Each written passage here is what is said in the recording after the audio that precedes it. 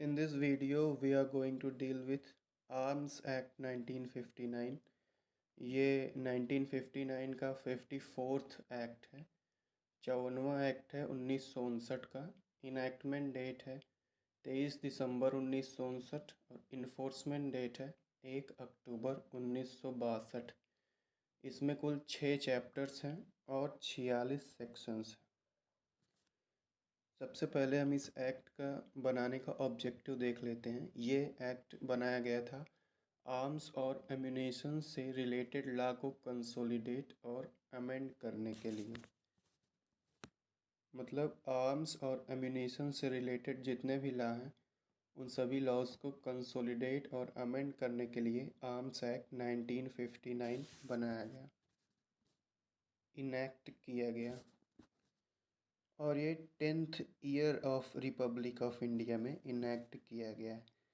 अब हम इसके सेक्शंस को एक एक करके पढ़ेंगे। सबसे पहले सेक्शन 1 देखते हैं। इसकी हेडिंग है short title, extent and commencement. मतलब जो सेक्शन 1 है वो हमें आर्म्स एक्ट 1959 के टाइटल, एक्सटेंट और कमेंसमेंट के बारे में बताता है। सेक्शन 1 का सब सेक्शन 1 कहता है कि यह एक्ट मतलब आर्म्स एक्ट 1959, इस एक्ट को द आर्म्स एक्ट 1959 कहा जा सकेगा। सब सेक्शन 2 कहता है कि ये जो एक्ट है आर्म्स एक्ट 1959 ये पूरे इंडिया में एक्सटेंड करता है। मतलब आर्म्स एक्ट का विस्तार पूरे भारत में है। सब सेक्शन 3 कहता है कि यह एक्ट उस डेट को फोर्स में आएगा जिस डेट को सेंट्रल गवर्नमेंट ऑफिशियल गजट में नोटिफिकेशन द्वारा नियत करे। मतलब सेक्शन 1 हमें 3 बातें बताता है। पहला, ये जो एक्ट है एक्ट नंबर 54 ऑफ 1959, इस एक्ट का शॉर्ट टाइटल है द आर्म्स एक्ट 1959। और ये जो आर्म्स एक्ट 1959 है ये पूरे इंडिया में एक्सटेंड करता है, पूरे भारत में इसका विस्तार है। और ये जो आर्म्स एक्ट है यह उस डेट को फोर्स में आएगा जिस डेट को सेंट्रल गवर्नमेंट ऑफिशियल गजट में नोटिफिकेशन द्वारा ऐसा स्पेसिफाई करेगी कि ये एक्ट इन्फोर्स हो गया है। अब हम सेक्शन 2 को पढ़ेंगे। सेक्शन 2 में कुल 11 डिफिनीशंस और इंटरप्रिटेशंस दिए हैं। सेक्शन 2 की हेडिंग है डिफिनीशन और इंटरप्रिटेशन और इसमें कुल 11 डिफिनीशन और इंटरप्रिटेशन दिए गए हैं। सबसे पहले एक्विजिशन की डिफिनीशन दी गई है।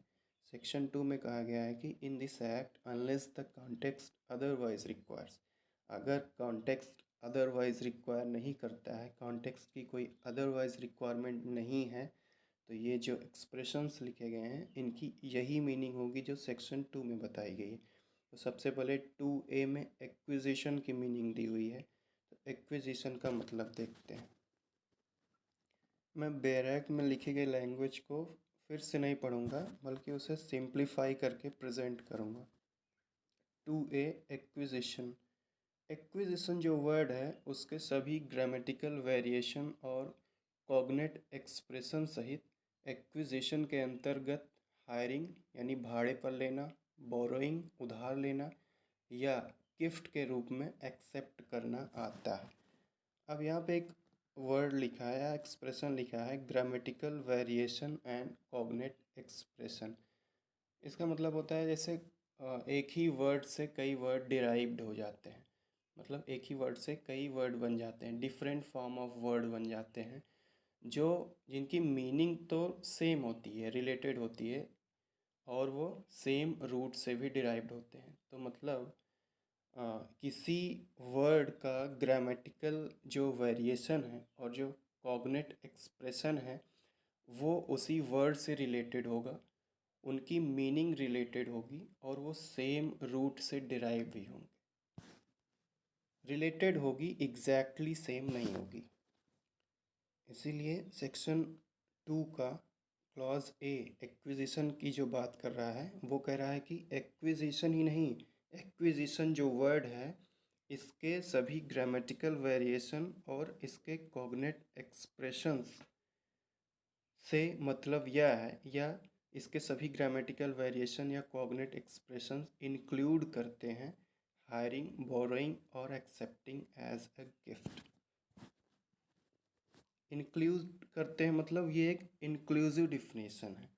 इसमें ये जो गिवन है हायरिंग, बोरोइंग या एक्सेप्टिंग एज अ गिफ्ट, इसके अलावा और भी कुछ आ सकता है क्योंकि ये इंक्लूसिव डिफिनेशन है। और जैसा कि लिखा भी है कि एक्विजिशन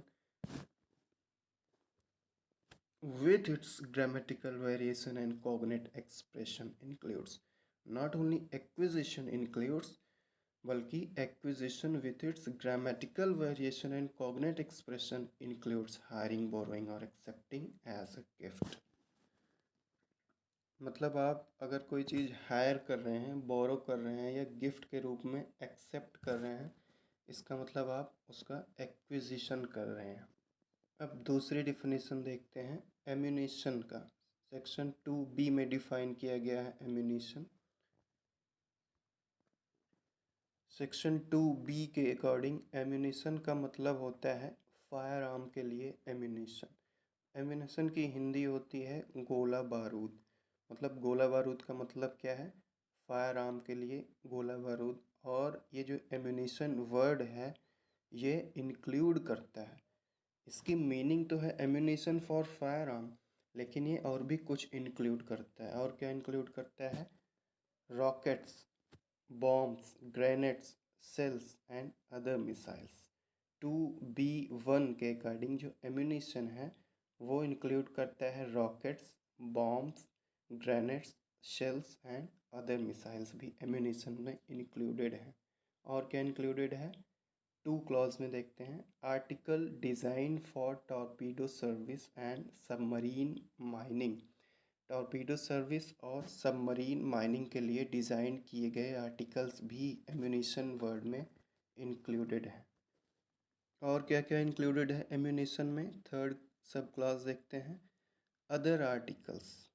मतलब जो एक्सप्लोसिव हैं, फल्मिनेटिंग या फिजनेबल मटेरियल हैं, या जो नॉक्सियस लिक्विड गैस या अन्य ऐसी चीज़ें जो हैं उनको कंटेन रखने वाली या कंटेन करने के लिए डिज़ाइंड या एडॉप्टेड अदर आर्टिकल्स। अब वो अदर आर्टिकल्स चाहे वे फायर आर्म के साथ उपयोग के योग्य हों या ना हो, वो सभी एम्यूनेशंस की कैटेगरी में इंक्लूड होंगे। मतलब सब क्लॉज 3 के अकॉर्डिंग एक्सप्लोसिव्स, फल्मिनेटिंग या फिजनेबल मटेरियल्स या नॉक्सियस लिक्विड गैस या अन्य ऐसी चीज़ को कंटेन रखने वाली या कंटेन करने के लिए डिज़ाइन या अडॉप्टेड अदर आर्टिकल्स, चाहे वे फायर आर्म के साथ उपयोग के योग्य हों या ना हो, ये सभी एम्यूनेशंस में इंक्लूडेड हैं। अब सब क्लास 4 के अकॉर्डिंग जो फायर आर्म के लिए चार्जेस हैं या जो एसेसरीज़ हैं उन चार्जेस के लिए, वो भी एम्यूनेशन में इंक्लूडेड हैं।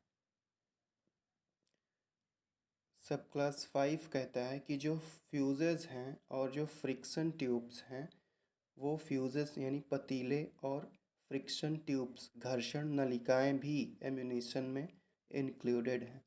सब क्लास 6 कहता है कि जो एम्यूनेशन के पार्ट्स हैं और एम्यूनेशन के मैन्युफैक्चरिंग के लिए जो मशीनरी है वो भी एम्यूनेशन की डिफिनीशन में इंक्लूडेड है। मतलब जो एम्यूनेशन का पार्ट है या जो एम्यूनेशन मैन्युफैक्चर करने के लिए जो मशीनरी है वो भी एम्यूनेशन की डिफिनीशन में ही आती है। और सब क्लास 7 कहता है कि एम्यूनेशन के ऐसे इंग्रेडिएंट्स जिन्हें सेंट्रल गवर्नमेंट ऑफिशियल गज़ेट में नोटिफिकेशन द्वारा इस बिहाफ में स्पेसिफाई करे, वो सब भी एम्यूनेशन की डिफिनीशन में आते हैं। तो हमने 2 डिफिनीशंस भी देख लिए। अब नेक्स्ट वीडियो में आगे की डिफिनीशंस को कवर करेंगे।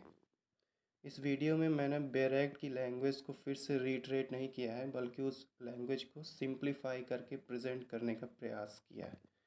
I hope this video is helpful for you.